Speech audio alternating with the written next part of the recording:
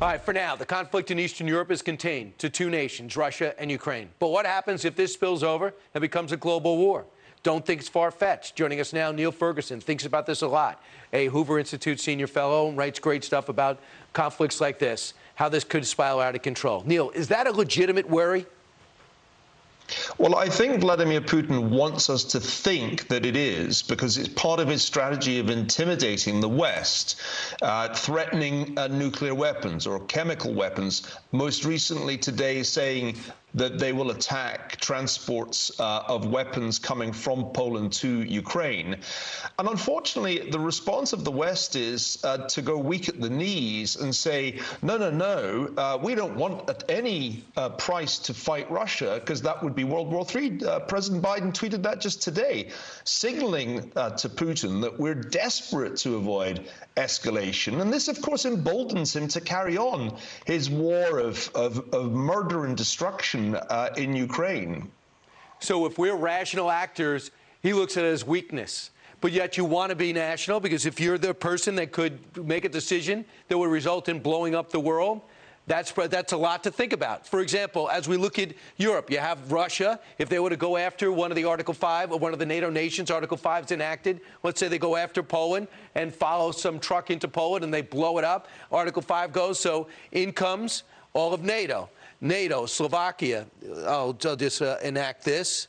So in comes the Czech Republic, Hungary, all these nations are all in, right? Ukraine, they're all fighting Russia. All they have is Belarus, and that would be a reluctant ally, correct? That's right. NATO is a very large alliance. It's 30 members, of which the United States is the most important, and it has a very clear commitment.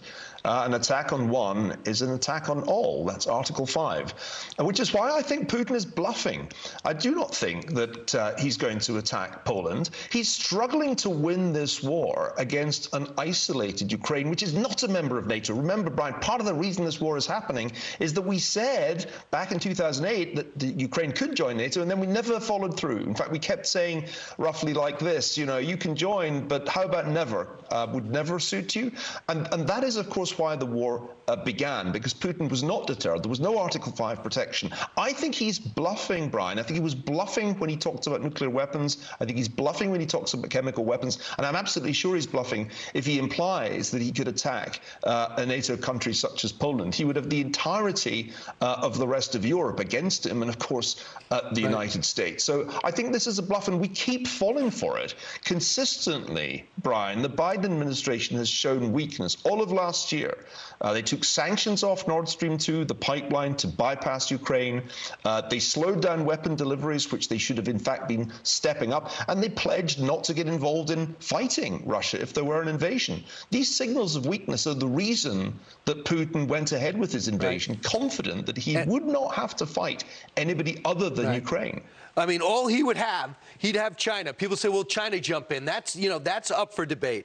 What he'd have against him is Taiwan. If you look at this region, Japan, South Korea, of course, North Korea would come in on their side. As we look around the world, if you want a true world war, you look at the Middle East. Okay, they would have Syria. Turkey, they're not supposed to, but who knows? And then they'd have Yemen, perhaps, and maybe Pakistan. But how many people want to blow up their country for Russia? That's the question. And in South Korea, and when you look at South America, they'd have Venezuela. Good luck with that. So I think we should start acting like a superpower who has a superior military and superior nuclear weapons. Final thought, Niall, how does this play out? If I'm to talk to you in 6 weeks, what is the result of this? I'm very sorry to say that I fear Ukrainian resistance will ultimately be crushed by the sheer might of Russian bombardment. Putin is going to grind out further advances. He still has a chance of encircling and taking Kyiv, and I'm very much afraid that unless the Biden administration changes its strategy and stands up to Putin and tries to bring an end to this war, it is going to end in a hideous and brutal victory by Russia, which will leave Putin intact, and our strategy will have failed completely. That is what I fear we'll be discussing, maybe in less than 6 weeks. Yeah, I wish you weren't right so often with that result, but sadly, I think you are. Niall Ferguson, thanks so much. Appreciate it. One thing we can all agree on, we want to donate to Ukraine relief. They need your help. So visit redcross.com/.org/FoxForward. Hi, everyone. I'm Brian Kilmeade. I want you to do me a favor. I want you to click to subscribe to the Fox News YouTube page. This is the only way that I know for sure that you're not going to miss any great commentary, any great news bites, any great interviews coming your way on Fox. You can get it all here on YouTube. So subscribe right now.